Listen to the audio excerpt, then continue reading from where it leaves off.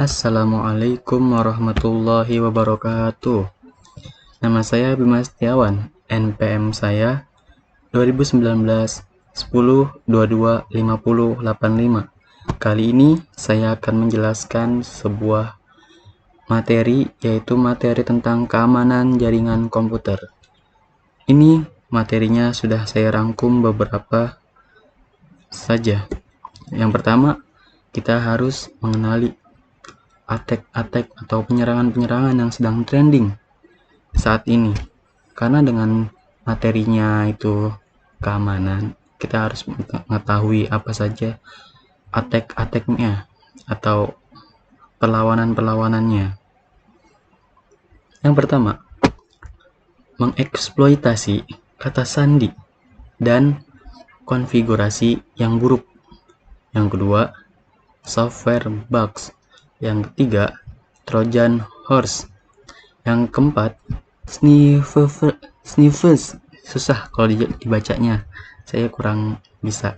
Yang keempat, yang kelima yaitu IP address spoofing. Yang keenam, ada toolkits. Yang ketujuh, ada distributed attacks. Nah, ini lanjut. Nah, sekarang nih attack-nya yang kita lihat dari tahun 1988 sampai ke 2000, ke tahun 2000 maksudnya. Nah, sekarang yang menurun itu penyerangan pengetahuan, dia agak diturunkan, jarang yang make sekarang dari penganalisaan saya. Sedangkan kecanggihan penyerangan itu semakin lama semakin banyak, semakin lama semakin update, sehingga dari 1988 sampai ke 2000 dia mengalami signifikan atau naik.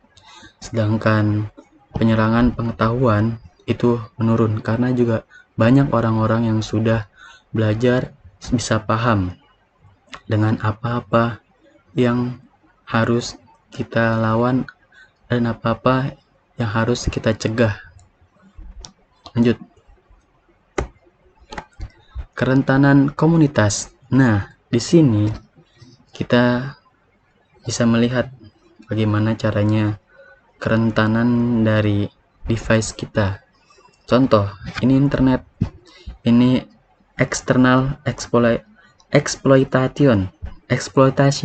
Asik. Di sini ada firewall. Firewallnya itu bisa dibobol kok kalau misalkan kita rentan. Nah, ini device kita. Kalau misalkan internalnya itu udah ketahuan kitanya nggak rapi, untuk orang atau hacker bisa masuk itu dengan mudah. Lanjut. Nah, di sini ada pengguna tidak sah.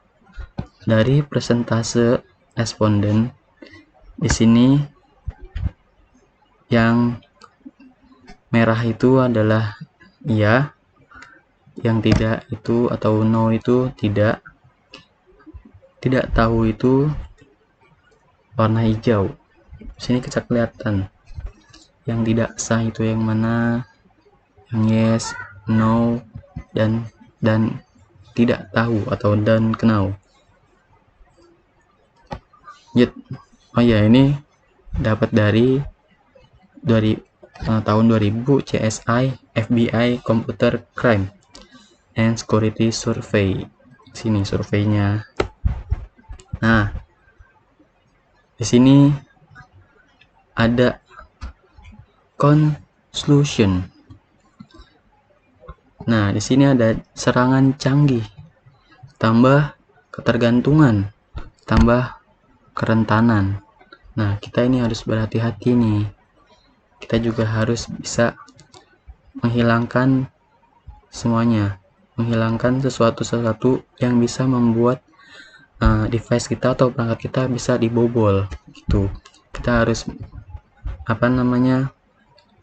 meningkatkan lebih baik lagi supaya performa atau device kita terjaga dengan baik. Nah, selanjutnya itu ada kelas serangan. Ada 3 guys, asik. Yang pertama itu ada pengintaian. Pengintaian itu penemuan tidak sah dan pemetaan sistem layanan atau kerentanan. Nah, ini pengintaian. Pengintaian itu seperti ada tuh yang di warnet-warnet yang sering anak-anak kecil rusuh itu pakai keylogger. Dia masang software, terus kita main secara tidak sengaja tersave oleh keylogger tersebut. Jadi apapun yang kita ketik bisa ketahuan oleh mereka. Nah, yang kedua, mengakses. Nah, data tidak sah, manipulasi, akses sistem atau eskalasi hak istimewa. Nah, ini mengakses nih. Kalau misalkan kita udah ketahuan dari tadi tuh pengintaian dari keylogger, data kita udah ketahuan, kita login ketahuan. Nah, kalau ketahuan, dia bisa login dan mengakses punya kita atau user kita, sehingga user kita bisa dimainkan atau bisa dimasukkan, sehingga data-data kita bisa diambil itu. Nah, sehingga akses sistem kita bisa dijalankan oleh mereka atau disalahgunakan. Nah, yang ketiga yaitu kegagalan layanan. Kegagalan layanan ini dia merusak sistem atau merusak kinerja dari perangkat kita. Bisa dengan spamming sehingga kita menjadi down atau perangkat kita menjadi down. Itu juga banyak yang lain-lainnya. Lanjut. Nah, ini DDoS step yang pertama. Ini contoh dari attack DDoS. Yang pertama itu temukan rentan tuan rumah. Nah, temukan rentannya nih, yang mana. Nah, nanti attackernya langsung tuh menyuruh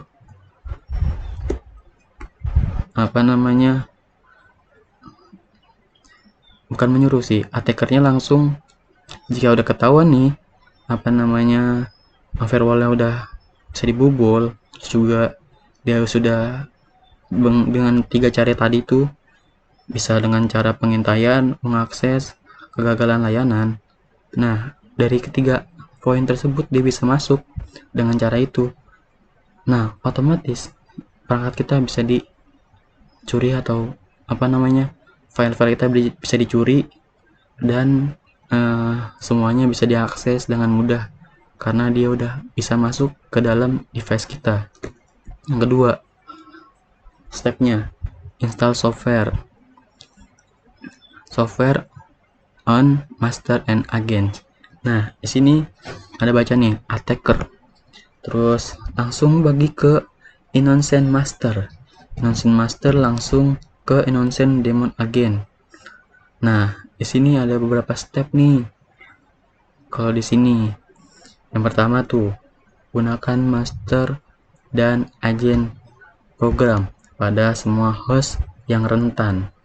Tuh, ini DDoS-nya misalkan. Yang kedua, membuat terselubung hierarki kontrol menggunakan tampilan yang salah dari ICMP sehingga bermuatan DDoS. Kalau saya belum terlalu paham dengan DDoS karena saya belum pernah menjadi orang yang jahat. Sistematisnya tuh masih kurang saya pahami. Nih, step yang ketiga nih, biar kita lebih paham lagi. Meluncurkan penyerangan. Dari attacker membagi ke innocent master atau ke staffnya. Dari staff kasih ke innocent demon agent. Nah, dari agen mereka itu, dari yang bawahnya itu, dia langsung spam spam ke user kita, kan udah ke spam kayak gitu, perangkat kita bisa down sehingga attacker atau hacker bisa menyerang atau bisa masuk ke dalam device kita.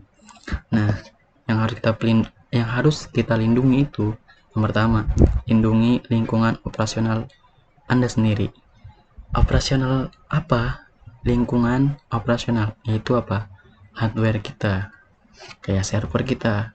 Kalau misalkan kita punya server, harus kita amanin, jangan sampai ada orang masuk, apalagi orang yang tidak kita kenal. Harus benar-benar, kalau bisa kita punya security yang bisa menjaga server kita bisa aman.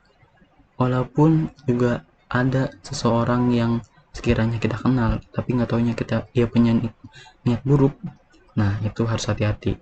Jadi hardware itu juga penting, harus kita jaga. Operasional kita itu penting.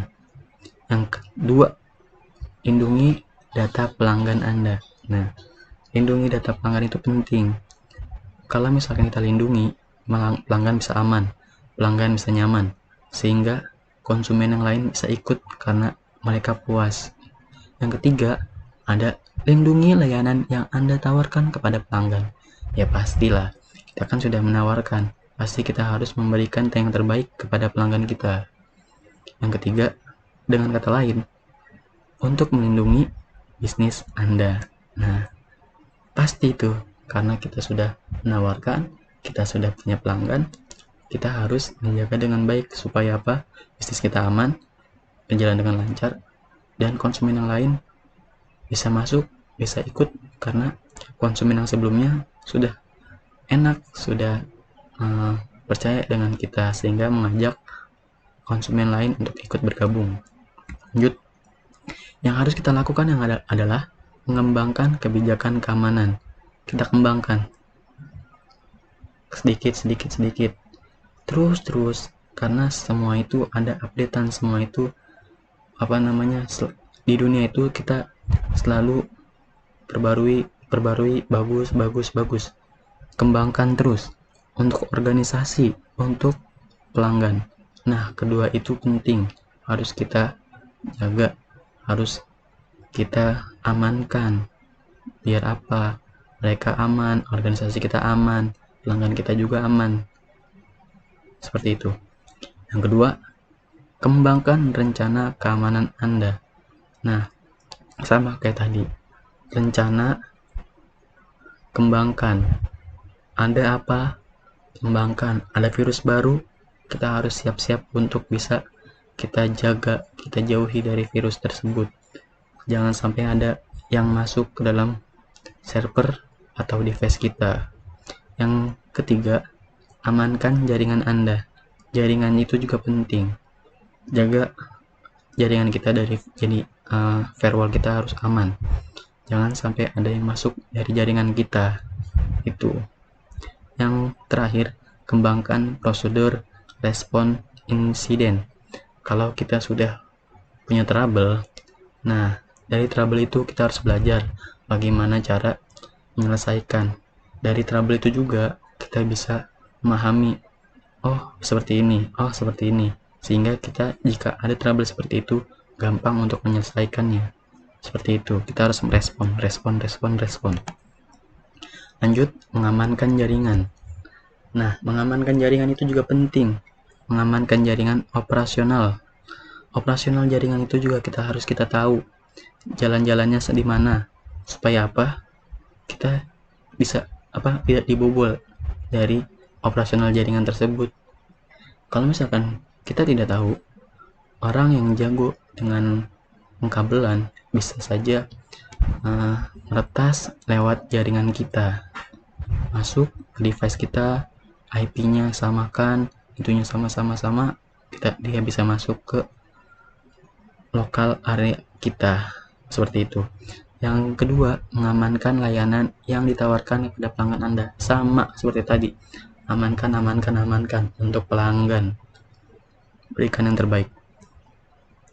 Mengamankan operasional jaringan, sama seperti tadi. Lanjutannya, pisahkan jaringan operasional Anda dari jaringan layanan Anda. Pisahkan jaringan operasional dan operasional jaringan operasional dan jaringan layanan Anda ya. Misalkan batasi layanan untuk jaringan atau host organisasi Anda.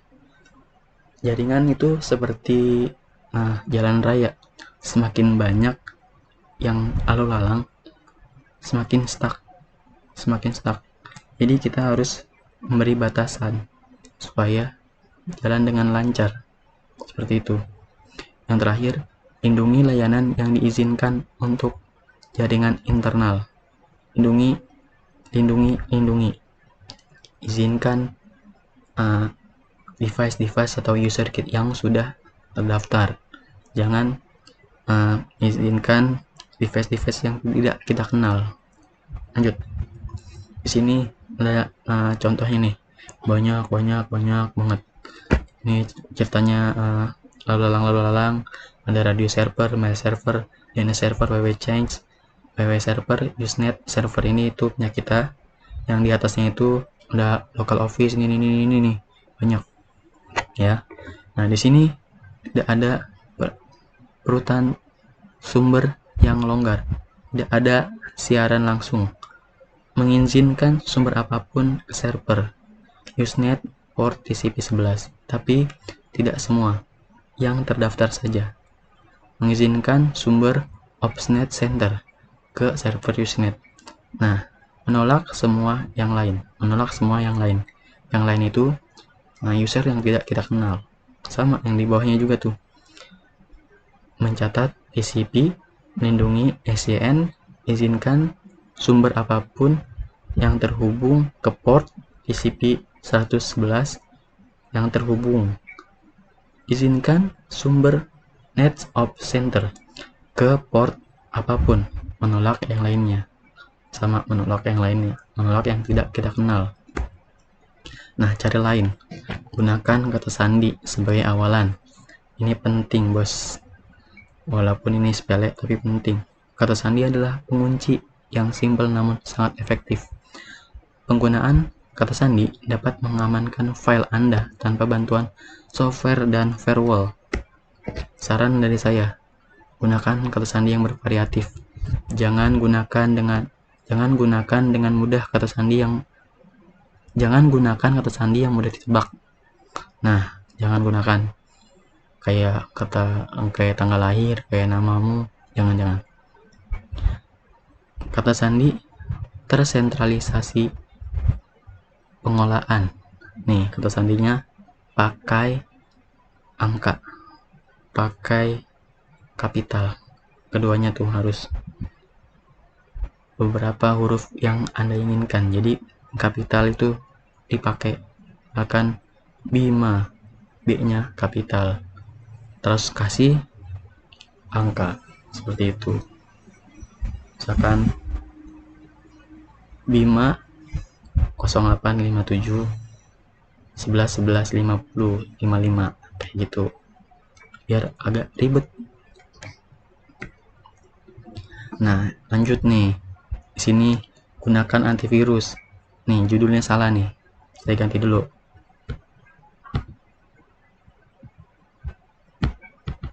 Gunakan antivirus. Oke. Kita gunakan antivirus. Nih, yang rekomendasi bagi saya sudah merekomendasikan ada beberapa. Ada Microsoft Defender, Avast Free, Bullguard, Bitdefender, MF, Kaspersky, Smartdav, Malwarebit. Lanjut. Jauhi website yang tidak aman. Tuh, di situ ada contoh. Jangan kita izinkan ya. Karena kalau misalnya kita izinkan, device lain bisa mengakses dan iklan atau pop-up akan menyepam di perangkat kita. Bahkan virus lain bisa masuk ke dalam device kita. Nah, terima kasih. Sekian dari saya, Bima Setiawan. Mohon maaf bila perkataannya ada yang bertele-tele. Terima kasih kepada Pak Alan.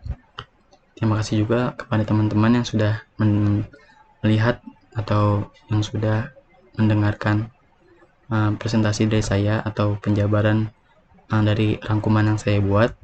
Terima kasih. Assalamualaikum warahmatullahi wabarakatuh.